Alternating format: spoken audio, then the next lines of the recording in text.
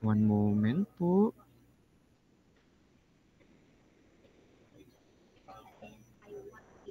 Ayan. So with this, they combine the high discharge pressure of the rotary type with the flexible operation of the centrifugal. They are a low capacity, high head type used in single stage designs on heads na up to 500 feet and in capacities of 1 to 200 gallons per minute. And also in as many as 5 stages for heads up to 2,500 feet po.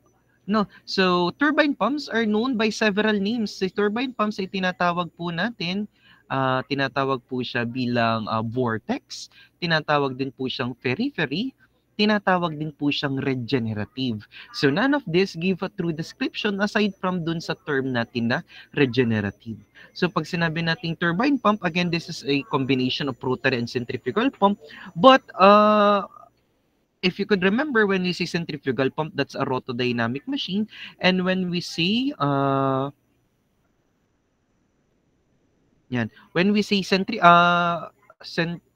when we say centrifugal rotodynamic, when we say when we say rotary, that is positive displacement pump. No. All right. So let's have here a video discussion of ano nga ba yung tinatawag nating turbine pumps or the regenerative pumps. The main difference between a regenerative turbine pump and a centrifugal pump is in the impeller. A standard centrifugal impeller has curved vanes that extend from the center to the edge of the impeller. The regenerative turbine impeller has rows of vanes on each side of the impeller's rim. On the suction side, liquid is gathered by the impeller's vanes. After making only one revolution in the annular channel, the fluid has a high velocity that sends the liquid out the discharge. Liquid entering a centrifugal pump's impeller can pass between the vanes only once. Energy is added to the liquid as it travels from the center of the impeller to the rim. In a regenerative turbine pump, liquid recirculates between the impeller's vanes. This helical action carries the liquid forward.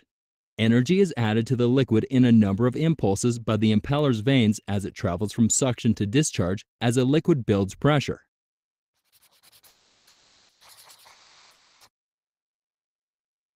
For low-flow, high-head applications, regenerative turbine pumps offer better efficiency than centrifugal pumps and can develop several times the discharge pressure of a centrifugal pump having an equally sized impeller. The regenerative turbine impeller can pump fluid with up to 40% entrained gases without damage from cavitation or any performance loss. Centrifugal pumps are not designed to handle gas in a liquid. Gas in a centrifugal pump can create a significant loss in performance, causing fluctuating flow, discharge pressure, and unnecessary wear and vibration of the centrifugal pump's internal components. This makes a regenerative turbine pump a great solution where cavitation is a concern. To learn more about regenerative turbine pumps, visit rothpump.com. All right, so that is our regenerative pump po. And our regenerative pump also have this other applications, no? So applications to, this is not simple type, but this is the applications of our turbine pump, no? So for our turbine pump, so it is used first as boiler feed service. When we say boiler feed, I'm sorry. Okay, when we say boiler feed service po, so si boiler feed service natin, yes ma'am.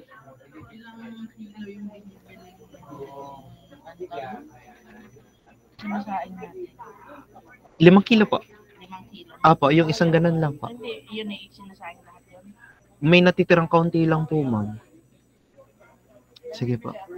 Apo, ma'am. Ay, nagkulot kayo. Kinain niya lahat yung buko. Sabi kasi ni Ashley, maliliit daw lang. Ito naman ako, ito naman. So, nilahat niyo. Alright, so for our boiler feed service po, naalalaga po yung ating process sa steam cycle, no? So sa steam cycle, meron tayo dong nandun yung ating turbine, yung ating boiler, yung ating pump, yung ating condenser. Ngayon, bago po natin siya idaan sa turbine, paano nga ba siya nakakapunta sa ating turbine? Through what we called as boiler feed. Paano nga ba nakakapunta yung water natin into our boiler? It is the use of our boiler feed service. Yung boiler feed service po, siya yung nagdadala ng fluid or ng ating water. Wow, kasama kayo. Ba't sad kayo? Ano na ang hinihingi ko sa September 5 pa. So it will be brought to our boiler to turn that liquid state into our steam or to even a superheated steam. So doon po ang ating boiler feed service. So si boiler feed service po, another thing with our boiler feed service is yung atin pong tinatawag na 5,000 feet squared heating surface at pressure of 60 to 250 PSI. Yun yung kaya ng ating boiler feed service. So si turbine pump po ay ginagamit to continuously but started and stopped by a water level controller in the boiler. The pump suction connects to a receiver of ample size. Make up the receiver is regulated by a float or controlled by a float switch mounted to the receiver. No. So that is one of the user application ng ating turbine or regenerative pump. Next po, we also have here the condensate return. Kung meron nagdala ng tubig, papunta po doon sa ating boiler after naman po ng ating magamit. After natin ma-harness yung energy from our steam, dumaan na sa turbina. Ngayon yung steam na yun kapag bumaba ng energy, nagbabalik siya into water form. Ngayon yung water form natin, ibabalik natin ngayon sa condensate. At anong gagamitin natin para maibalik siya sa condensate? That is our condensate or turbine pump. So ginagamit natin si turbine pump for our condensate return. Itong si turbine pump are also used on condensate return units where steam heating boilers operate at 15 to 100 PSI. So on these jobs, mix of water can be put directly into the boiler or into our receiver po. Since the receiver tanks handles only condensate, the tank need to be only about half the size used for the comparable boiler service. Kung ito yung pinoprovide ng ating boiler, kalahati lang yung kailangan natin dahil kalahati lang din naman yung ating nagagamit sa pagde-design. Now, also when returns accumulate in the receiver, a float switch starts to pump empty tank until it's stopped by a low water level. So that is how a condensate returns naman, or that is how a turbine pump is used for our condensate return. Next po ay gamit naman sa ating air conditioning unit. Ayan, si air conditioning unit naman po natin, when we use this for our air conditioning unit, so in refrigeration, air conditioning system, so turbine pumps are used to supply water or small cooling towers for brine circulating and recovery transfer of liquid refrigerant. For example, sa air conditioning natin or sa refrigeration system, yung nagdadala po ng one moment guys. Yung nagdadala or nagpupush ng ating refrigerant doon sa ating capillary tubes, doon sa ating aircon at sa refrigeration, ang tawag sa pump na yon ay turbine or the regenerative pump. No, also yung sa mga cooling towers naman, kung nakakita na kayo ng cooling towers, may parang nag-i-sprinkle doon. So yung nagpapaikot ng tubig doon, ang gamit natin is regenerative pumps din po. Okay? Or turbine pumps in other terms. Okay? Also, meron din tayong shallow wells. Si shallow wells naman po, turbine pumps deliver nearly rated capacity on suction lips to 22 feet. At 28 feet suction lip, capacity drops about 50%. Ibig sabihin, dahil shallow nga po, pag sinabi natin, shallow, ibig sabihin mababaw. No, mababaw lang. Ibig sabihin, mababaw lang din po yung high head or lift na kaya ng ating machine.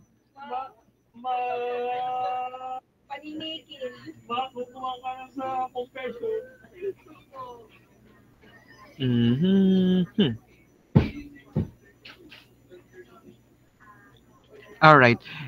For this one, shallow wells din po ay do not use these pumps for higher depths. Kagaya na nasabi ni Sir kasi from the term shallow, dapat mababa lang po. All bronze units are generally used in brackish water areas. The construction, this prevents excessive wear and the pump reduces the maintenance po. No, so yun naman pag sinabi natin shallow wells. Ginagamit natin ang turbine pump dito sa shallow wells na ito. Alright, also for other application, ginagamit din po si turbine pumps for handling liquefied petroleum gases, specifically yung propane at yung ating butane. Also, uh,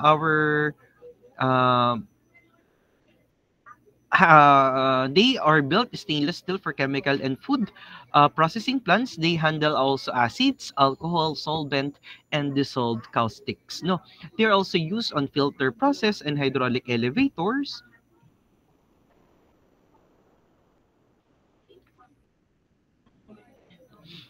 In coal mines, they remove corrosive mines, water, and dust spray din po. Alright? So that is for our turbine pumps. So let's now proceed with our propeller turbine po. So I'm sorry, propeller pumps po. Pag sinabi naman po nating propeller pumps, if you could remember, si propeller pump, that is also our axial pump. Pag sinabi nating axial pump or propeller pump, they are on the same axis. Ang lagi nating palatandaan, it is on the same axis po. No, so si propeller pump ay meron po tayong mabilis na velocity pero mababa lang po yung head na kaya kapag propeller pump po ang ating pinag-uusapan. Pero ang kinagandahan nga nito kapag propeller pump naman ay mabilis yung velocity natin. So for heads, under 40 feet lang. Unlike kanina nung ating turbine pump, kaya daw hanggang 1,000 feet, no? And capacities above 300 gallons per minute. In drainage, sewage, and storm water disposal. So ginagamit ito para dun sa mga drainage at storm water disposal. Dun sa mga flood control projects. No, ibig sabihin, bihasang-bihasa si Diskaya gumamit ng axial pump at ng propeller pump. Kaya kayo ngayon, aralin nyo na agad kung paano ba ang gamit at paano ba gumagana ang propeller pump kasi tayo igagawa na ng sarili nating contracting or firm, no? Para tayo mas maraming pera. Maliit lang ang pera sa ano? Maliit lang ang pera sa ME, mas malaki ang pera kapag nagko-contractor na. So, tatry nating maging contractor. Kaya-kaya natin. Try lang naman. So also pumps have been developed that are marketed under such name. Tinatawag din po siyang propeller pump, axial flow pump, straight flow pump, mixed flow pump, screw type pump, and spiral type pump. All these designs have open impellers that resembles propeller of a ship or similar form po. So let's have this video po. Welcome back to my YouTube channel. In this video, we are going to see about axial flow pump. What's meant by an axial flow pump? An axial flow pump is a type of a dynamic pump which is designed to move a fluid parallel to the pump shaft rather than radially outward from the impeller. So basically, it has an extended shaft which connect a impeller. It is also known as a propeller pump due to the impeller in axial flow pump resembles the boat propeller. So it's called as a propeller pump. Basically, this pump located at the elbow joint of a piping system, which helps the fluid flow parallelly in the piping system. Here are few key components in the axial flow pump. First, the impeller. The rotating component with the axial blade that generate the fluid flow is known as the impeller. And next, casing. The casing directs the fluid flow and helps in optimizing the efficiency. And the final one, suction and discharge port. The point where a fluid enters and exits the pump is known as a suction and discharge port. So let us see the working of axial flow pump. First, we have an impeller design. Basically, the impeller of an actual flow pump has a blade that resembles the look of a propeller and the fluid momentum. So, as the impeller rotates, it imports the kinetic energy. So, kinetic energy means object depending on the mass and the velocity. So, it imports the kinetic energy to the fluid. So, it flows in a casing. A casing is the outer part of a actual flow pump. So it moves along with the shaft. As I said before, it has an extended shaft that connects the impeller. So by this way, it goes to the suction and the discharge. Let us look at the application of an axial flow pump. It is used for pumping water in a larger scale irrigation system. So basically, it is used in agricultural irrigation system. It is effective in flood water by moving a large volume of water. So basically, it is used in flood control. It is applied in a power plant and industrial facility for cooling water circulation. So it is used in a cooling system. It is used in a wastewater treatment plant for fluid transfer. It is suitable for providing acceleration and water circulation in fish farms. So basically, it is used for a larger aquarium. It's found in ship propulsion system as well as bilge pumping. Let us see the advantages of an axial flow pump. It has a high flow rate, which an actual pump are capable of handling a very high flow rates, pretty much which used for flood control, by which moving of a large volume of water. It is well suited for application with the low head requirements. It's generally more compact compared to a centrifugal pump. Let us look at the disadvantages of an actual flow pump. It is not suitable for application requiring a high pressure generation. Performance can be affected by changing in the system conditions.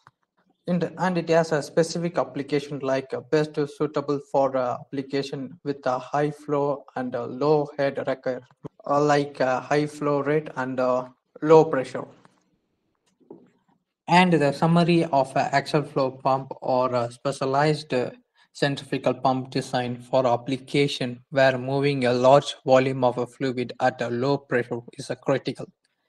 Their efficiency in this specific scenario make them valuable in various industries, particularly in a situation with the need of high flow rates. So basically, it works in a large volume of a fluid in a low pressure conditions. But in a situation where industry or a process that require a high flow rate, it's a well suited pump. And that's all about the axial flow pump. Thanks for watching. Alright, thanks for watching. Ayan. So that is for our axial flow pump. So meron din po tayong iba't ibang types ng axial flow pump. So nauna nga dito yung si propeller type ng axial flow pump or the propeller pump itself. So defined as in a one in which head is developed by part of leaf of the well so that the pump is always primed naman po. Pag sinabi nating always primed, so hindi na tayo na sundot, no? Katulad ng ginagawa nyo sa inyong ram pump. Wala nang pagsundot. Diretso na po. So always pump prime po siya. Actual space required for the pump is no longer than that needed for the vertical motor. So yung motor natin ay naka-horizontal din po together with our impeller. So ganyan kapag propeller type ng ating pump. We also have what we call this adjustable. So when we say adjustable type naman po, adjustable type po ng ating pump or adjustable type ng pump to overcome some disadvantages of the fixed blade propeller pumps has been developed with adjustable blade impellers. Adjusting the runner blades or propeller pumps improve their characteristics just as it does those of the of the propeller type water wheels. So ang na-adjust po dito hindi po yung buong impeller. Ang ina-adjust po natin dito ay yung blade ng ating impeller po. So si blade ng impeller po ay ina-adjust natin, no, so that it will be it will be anong magandang tamang term doon, it will be suitable for the use, depende rin sa flow at velocity at even the altitude ng ating reservoir or nung source. So adjusting in the runner blades of the propeller pumps improve their characteristics just as it does those of the propeller type water wheels. So their discharge can be hold constant. Yan. Hold constant. So could be hold constant while the head is varied over a wide range of the head may be held constant and the discharge varied. Either or either with a good efficiency beams on the liquid, this type of pump always has a single inlet po. Okay, isa lang ang pasukan. Hindi katulad nung iba natin pump na pwedeng sabay, katulad noong diffuser type natin. No? So this type of pump always has a single inlet impeller with the flow entering axially and discharging in axial or radial direction din po. We also have here our this type of pump always has a so usually into the volute type casing, pumps of this usually have a specific speed of 4,000 to 9,000. Ayan, kung makikita nyo, ganun kahalaga yung pag-identify or alam natin yung ating tinatawag na specific speed kasi sila yung nagdidikta rin kung gaano kaganda ang performance ng ating pumps, no? So kung mapapansin nyo, lagi yung specific speed yung binibigay na values ng kada pump natin na nadidiscuss. Next, we also have here what we call as the axial flow pump. Sir, anong pinakaiba ng axial flow kay propeller flow? Sa axial flow ay nagde-denote lang na ang ating location or ang orientation ng ating pump ay naka-horizontal po. So meaning pag sinabi natin naka-horizontal yung pump, meron din tayong pump na naka-vertical. So ito yung naka-horizontal, ang tawag po natin doon is axial flow pump. So a propeller pump, sometimes called an axial flow pump, develop most of its head by propelling or lifting action of the vanes on the liquid. It has a single inlet impeller with the flow entering axially and discharging nearly axially into a guide case pumps that usually have a specific speed of 9,000 naman po.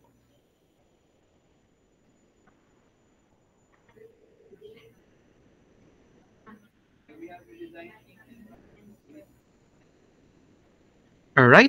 So we also have here our vertical pump, kabaliktaran ng ating axial pump. So si vertical pump naman, propeller and mixed flow types pumps are frequently arranged for vertical operation. So vertical operations type are very compact and can be placed in the suction. So pagdating natin dito kay vertical pump po, so yung atin pong material or yung ating pong pump mismo ay naka-orient ng pa-vertical. Ginagamit for example dun sa pag-aayos ng mga pagkuha ng langis, pagtanggal ng tubig sa ilalim ng lupa. Kita nyo po, we have different sizes and different heights depending on the use or on the need of the situation po. Yan. Also, we have other marami pang uri tayo ng vertical pumps, but these are the most common types of our axial pump. Alright, so let's have the next one po ay yung ating reciprocating pump. So kanina, ibig sabihin tapusan tayo dun sa mga rotodynamic pumps natin. Ngayon pag-uusapan natin yung ating mga positive displacement pump. So pump in which the motion and pressure are applied to the fluid by a reciprocating piston in a cylinder. So meron tayong reciprocating piston. Saan nga ba narinig yung ganong reciprocating piston? So nandiyan yung piston cylinder arrangement natin nung tayo ay nag-thermodynamics na. So ganun pong itsura ng reciprocating pump. Katulad ng inyong piston cylinder arrangement sa thermo 1, thermo 2 at combustion. Also known as the piston pump. So si piston pump po ay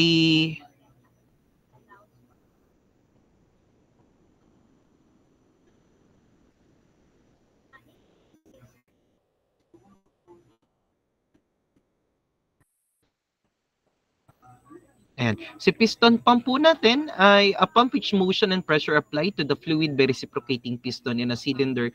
Even where steam is not available, motor-driven reciprocating pumps or the so-called power type are used extensively. Okay, so let's have the video po on the reciprocating pumps.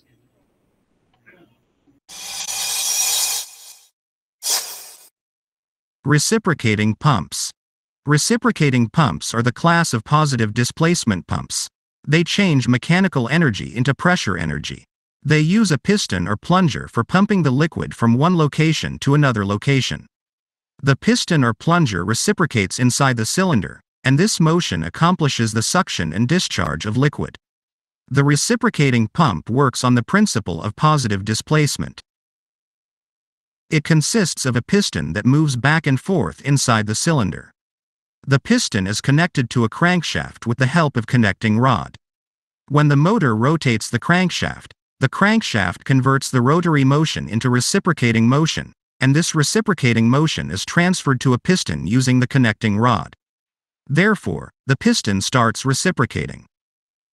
During this motion, when the piston moves back in the cylinder, it creates a low pressure inside the cylinder. Due to this low pressure, the water from the tank is sucked into the cylinder.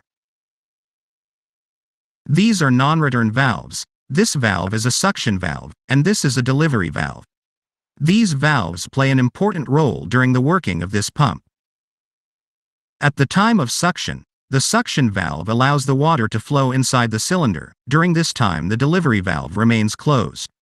As the piston starts moving towards the left, the suction valve closes and the delivery valve opens. Due to the pushing action of the piston, the water goes out from the discharge valve to the delivery side. This is how the single-acting reciprocating pump works. But with this type of pump, there is a drawback. That is, single-acting pumps discharge on either the forward or return stroke of the piston or plunger. Every cycle of the pump displaces only one volume of liquid. As you can see during the suction process, there is no delivery of liquid at the discharge side. To get discharged during both strokes, we use a double-acting reciprocating pump. This is the design of a double-acting reciprocating pump. The driving mechanism of this pump is also the same as a single-acting pump. The only difference is in the design of the cylinder. In this pump, the cylinder is divided into two chambers, and the piston moves back and forth inside this cylinder. As the piston moves forward, the discharge valve opens and the liquid is discharged from the forward chamber into the discharge line. But during this same stroke, the chamber behind the piston is being filled through the inlet valve present in it. And when the piston moves backward, the discharge valve present in this chamber opens and the liquid is discharged from the behind chamber into the discharge line. But during this same stroke, the inlet valve present in the left chamber opens, and the liquid gets filled in the left chamber. This is how a double-acting reciprocating pump gives discharge during both strokes. This is how the single and the double-acting reciprocating pump works. I hope you have understood how a single-acting and a double-acting reciprocating pump works. If you want to learn more from my channel, click on the subscribe button, and turn on the notifications so that you continue getting high-quality videos. It takes a lot of effort to create these kinds of videos. If you want me to make more such Alright, so that is for our reciprocating pump. So pag reciprocating pump natin, meron tayong single acting and double acting. With single acting, pumapasok on the other side, nilalabas ng ating pump onto the, pag pumasok sa right side, nilalabas into the left side, depends upon to the motion or movement ng ating piston. While onto the other hand, pag double acting naman po, as the fluid enters onto the left side, it exits or discharges at the right side at habang pinapasok sa right side ay nilalabas na naman po into the left side. Simultaneously, habang pinapasukan ay nilalabsan na rin agad, no? For our double acting reciprocating pump. At kung mapapansin nyo, pag reciprocating pump, pag kayo po ay nagmael, yan, sino mga nagmamael ngayon dito? Mael, yan. Machine elements pala yun. Kasi bagong mga mael, bagong mga, ang tawag doon? Abbreviation yan.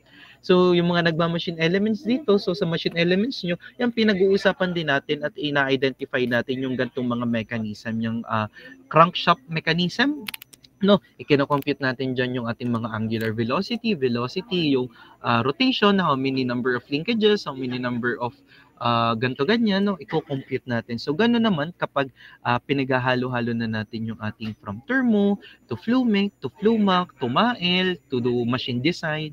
Yan. Alright, so we also have different types po ng ating reciprocating pump.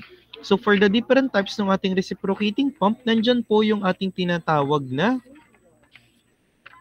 ayan, stoneware pumps, meron din tayong hard rubber pumps, nandyan din yung porcelain pumps, porcelain plungers,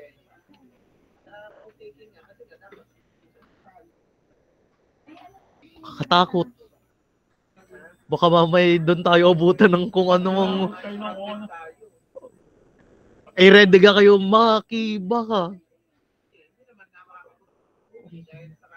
Oo nga po. Pag yun ay nagkagulo, yun ang mahirap nung masuksukan. Hindi malayo. Alam ko ihiyaw ni Sir eh. Becky. Becky. O wag mata. Sir, ihiyaw daw pong Becky. Wag mata. Kaya pala na ang kuha ng 2,000 ko yung nadugutan ko. Sir, yung 2002 daw. Hindi ka nag-rally kayo nun? Ay, yung gang rally, 2002. Becky. Yeah, alright.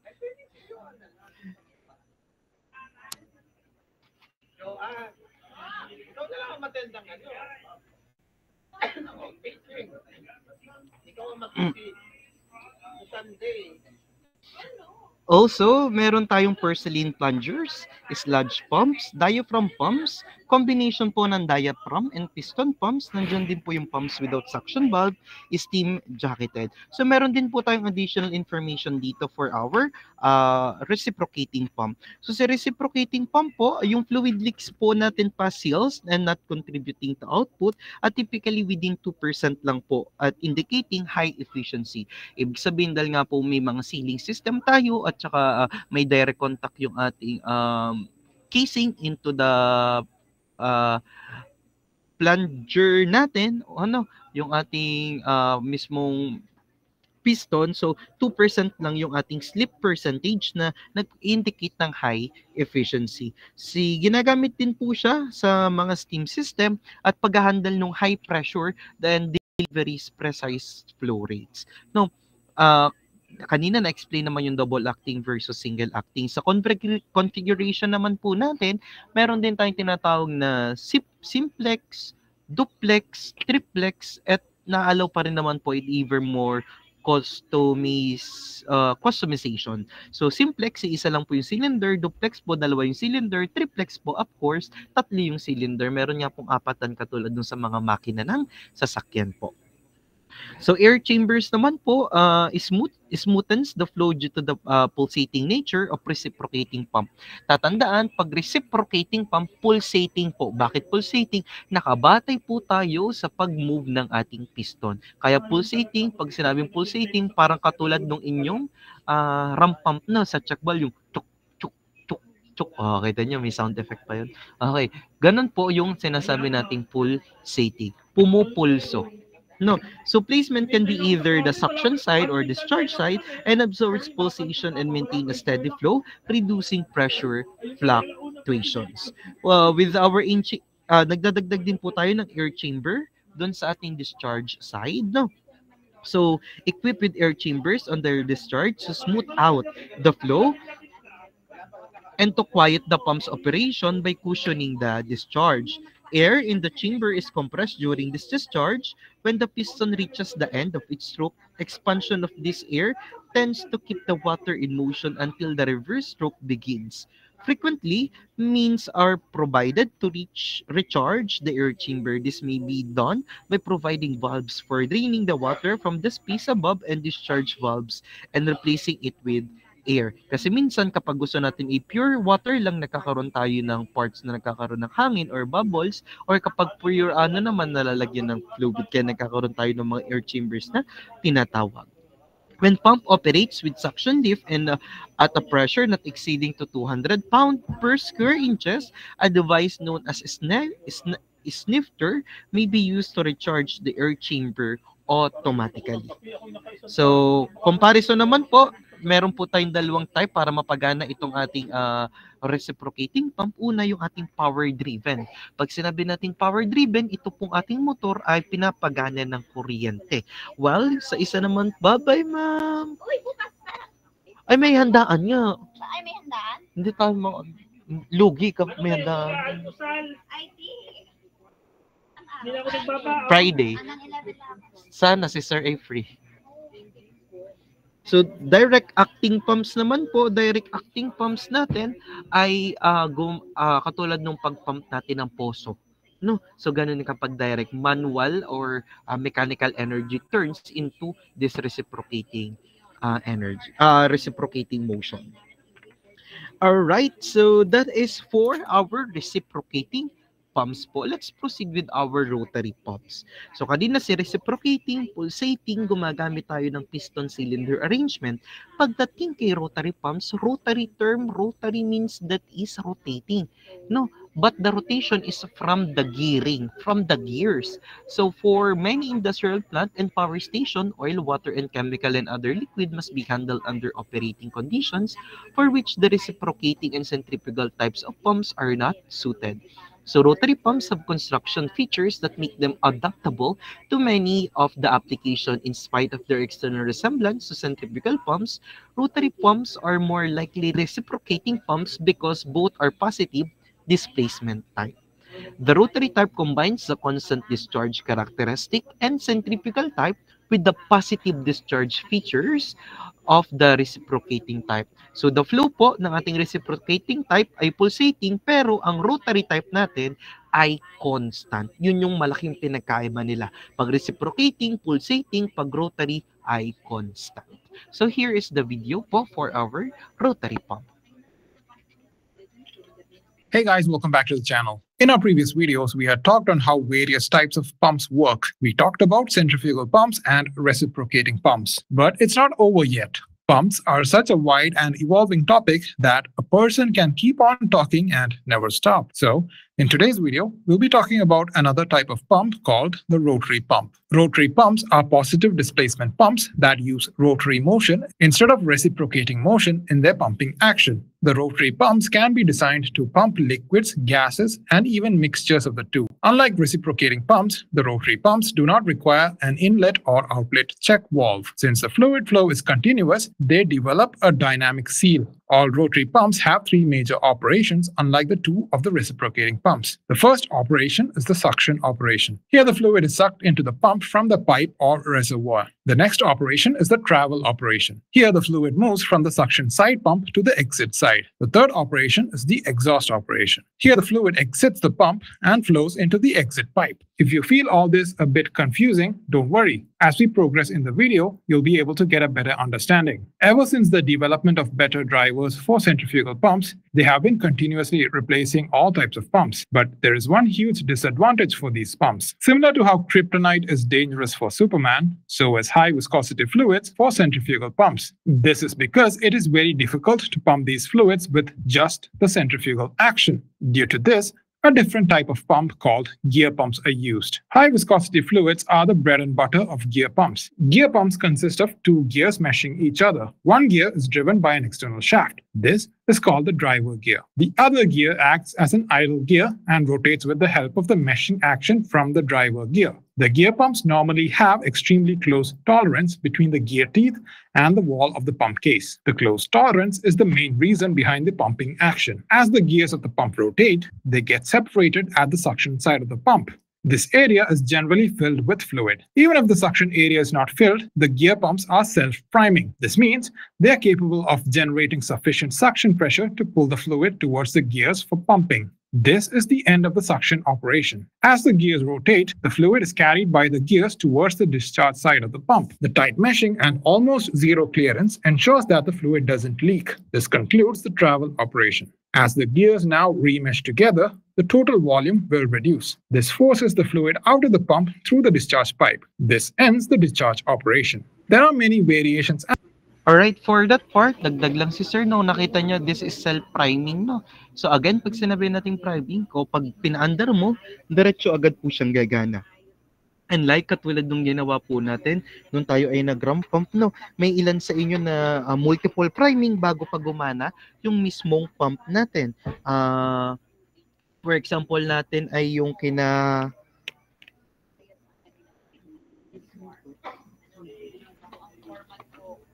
Yan. For example, yung kina ano, yung kina Kian Nicole, nung nag-trial 1 sila, 66 yung naging priming. Di ka? Yung kay na yabang naman ni na ano, ni na Arpia. Si Arpia nung nag-ano, 0 priming. Trial 1, 0 priming, 9 seconds.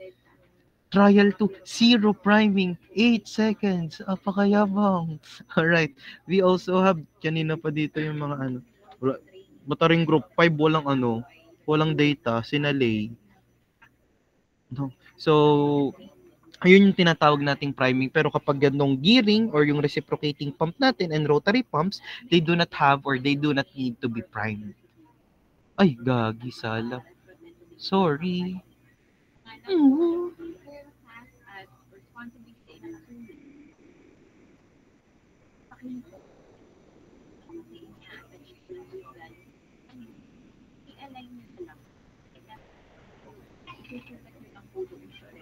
Hey guys, welcome back to this forces the fluid out of the operation. There are many variations and types of gear pumps. The variations are made to accommodate the different types of fluid that they will be used to pump. The first type is the external gear pump. This is the type of gear we discussed until now. The next type of gear pump is called the internal gear pump. There are two different variants of internal gear pumps. One is the gear rotor and the other is a crescent gear pump. The gear rotor is a type of gear pump which has two gears arranged one within another. The working of the pump is similar to the external gear pumps. The fluid enters the gear rotor through an inlet port. The fluid is then transported to the discharge port by the internal gear. Once the fluid is at the discharge side, the area between the two rotors decreases due to its shape. This forces the liquid out through the discharge port. The gear rotor pumps are most commonly used in automobiles to pump lubricant or oil. This is because these pumps are smaller than external gear pumps and are also able to pump viscous fluids efficiently. The next type of external gear pump is the crescent gear pump. Just like the previous two types of gear pumps, the crescent gear also has two gears which mesh together. The external gear is larger and has more teeth than the internal gear. However, it gets the name crescent due to the crescent or moon-shaped wall that is present inside the pump. When the teeth of the two gears come out of mesh, low-pressure zones are created at the gaps between the teeth. Fluid is trapped between the teeth of the gears and the walls of the pump. As the fluid travels with the gear, it reaches a point where the gear starts to mesh again. This forces the fluid out of the pump and it exits through the discharge pipe. The crescent pumps are able to pump fluids with much higher viscosity than gear rotor pumps. These pumps are most commonly used in oil refineries to pump oil into the holding tanks. The pumps are also used in automatic transmission of cars to pump transmission fluid. Gear pumps are not without disadvantages. Increasing the RPM of the pumps higher than the prescribed value for a fluid can lead to cavitation. The pumps also have issues when pumping volatile liquids. This is because volatile liquids tend to vaporize locally as gear teeth spaces expand. To address this issue, a different kind of pump is used. Lobe pumps are similar to the external gear pumps in the way they work. Similar to how we have two gears which rotate and pump the fluid, lobe pumps have two lobes. The two lobes rotate in opposite directions to pump the fluid. When the two lobes of the pumps come out of the mesh, they increase the volume at the inlet side. This forces the fluid into the pump. As the lobes continue rotation, they carry the fuel towards the outlet side. Finally, when the lobes of the pump remesh again, the fluid is pumped into the exit port.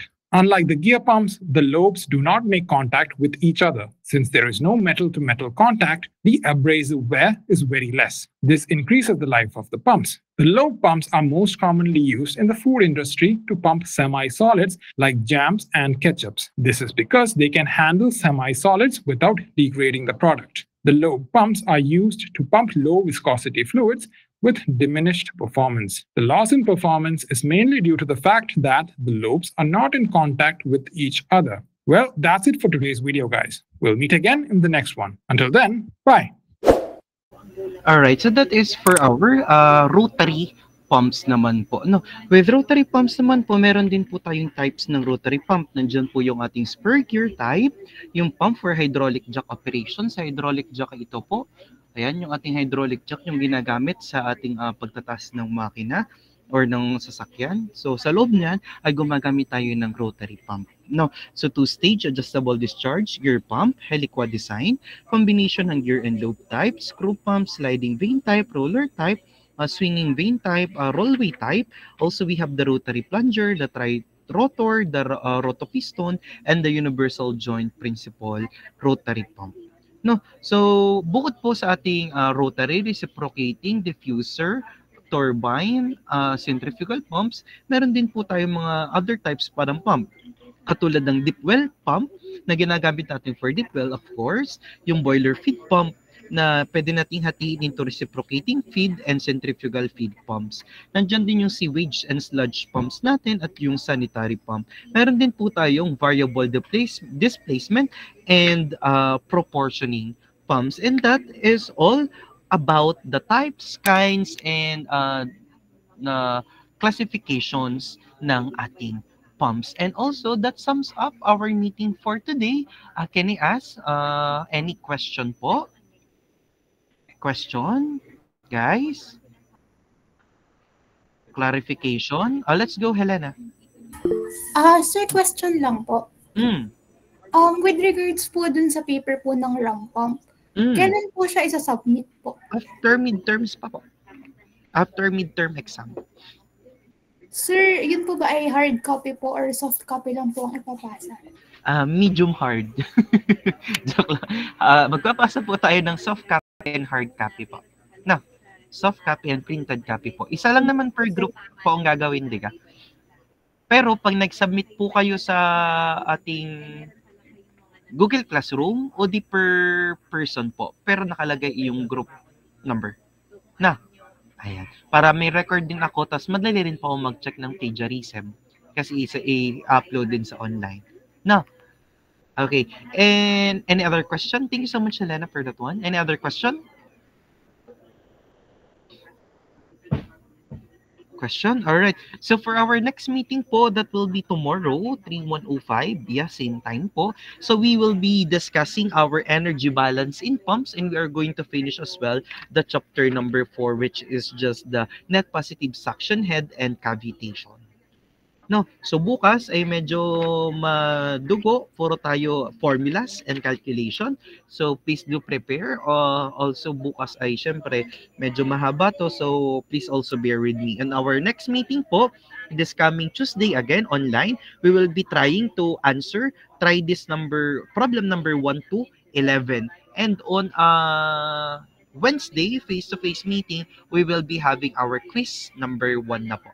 Tama naman yung scheduling natin, no? So with that, I think we're all good. So coordinator, please open our cameras, and our coordinator will be taking a picture for our attendance for today's class po. Everyone, please do open your cam. Ayan. Ang fresh naman ni Noelin, parang lahat ng ilaw napunta sa kanya, no? Okay. Okay, everyone, open your camera po. Alright. Oh, left. Oh, left. Alright, Mika, on your cue, you may take the photo po, the picture, or the screenshot.